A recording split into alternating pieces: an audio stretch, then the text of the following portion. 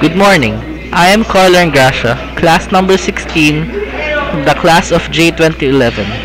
I am from Ateneo de Manila and this is my project. Tourist destinations and attractions.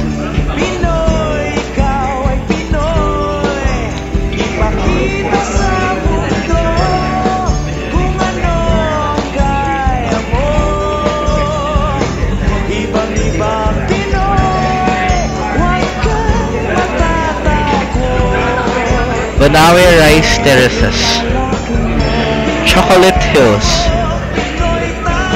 Boracay.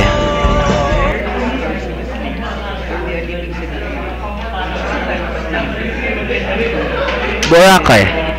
The island was originally home for the Aki tribe. Boracay is part of a clan province. Boracay's two primary tourism beaches, White Beach and Balabog Beach. White Beach is the main tourism beach, while Balabog Beach is the secondary tourism beach. Partly because of its wind and weather patterns, tourism in Boracay is at its peak during the amihan season. Pictures. Video.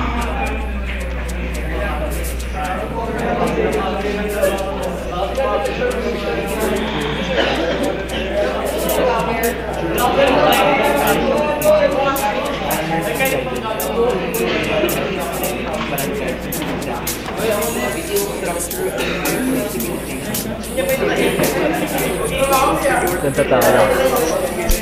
Nagtatawa malakas.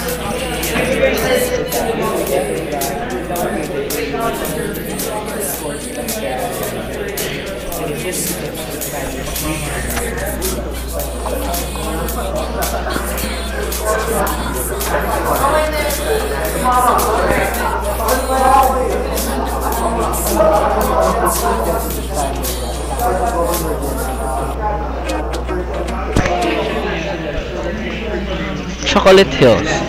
The Chocolate Hills are Bohol's famous attraction. There is no natural formation like them in the world. The Chocolate Hills placed Bohol on the tourist map long before the beautiful white beaches became tourist destinations. Geologists have long debated about the formation of the hills, resulting in various ways the origin of the Chocolate Hills are stated or explained. Pictures. Video.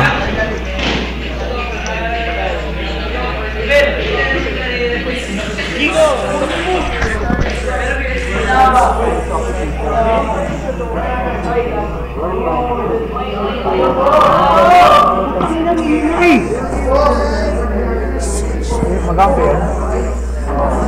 Ano yung pinatay nila? Nevermore.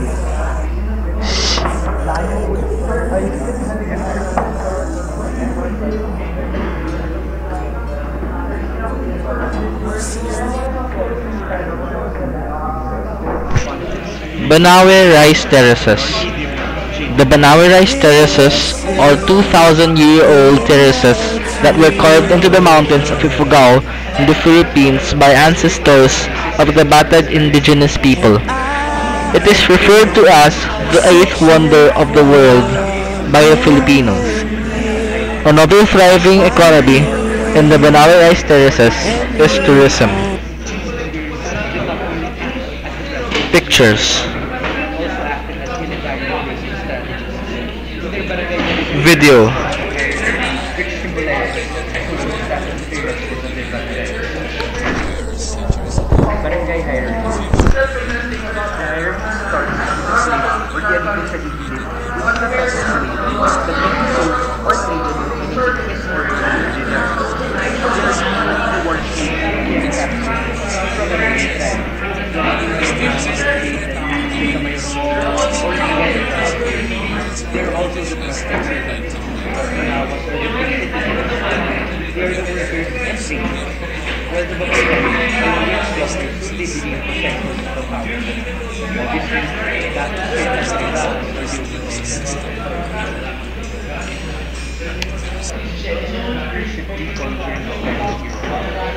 Sources. From Palawan, I recommend everyone around the world to go to the Philippines and visit these amazing tourist destinations. known as Limitugao, created one of the world's truly outstanding achievements.